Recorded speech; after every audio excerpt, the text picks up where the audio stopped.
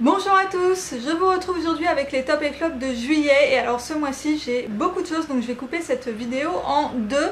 Je commence avec la beauté et la musique. Alors je commence avec les produits beauté et un gros flop pour ceci, c'est le Colorista de L'Oréal. C'est un spray en fait pour faire une coloration qui ne dure qu'une journée, qui s'en va au shampoing.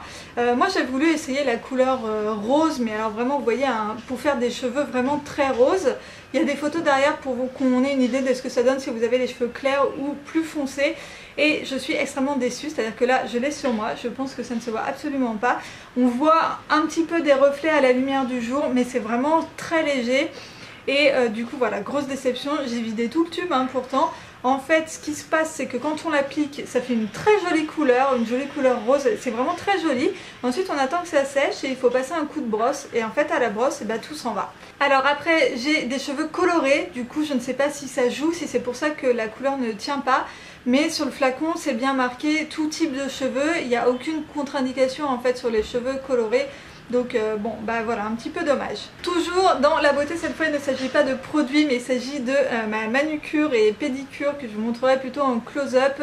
J'ai fait du semi-permanent pour les vacances. Je me suis dit que comme ça s'abîmerait pas, ça tient, enfin voilà, là c'est vraiment des produits de professionnels donc ça va tenir je pense au moins 2 ou 3 semaines facile.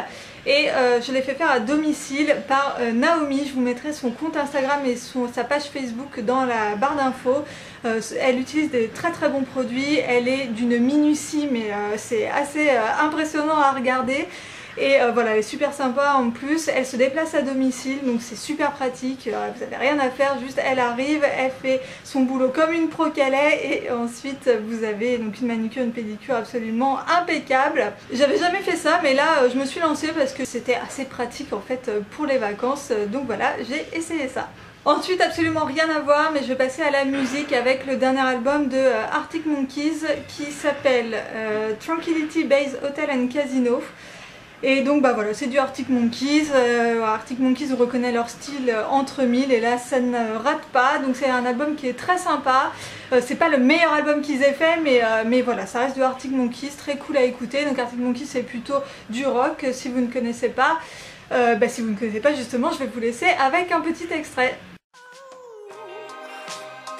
Just as the apocalypse finally gets prioritized and you cried some of the hottest tears you ever cried, multiplied by 5, I suppose the singer must die.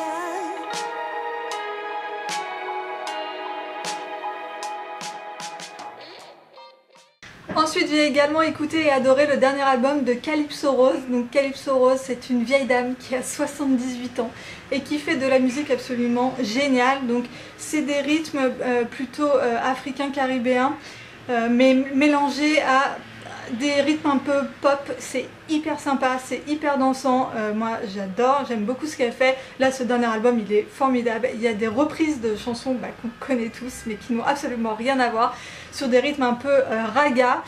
C'est top, vraiment, ça donne la pêche, ça donne le sourire et je vous laisse tout de suite avec un petit extrait, vous allez comprendre.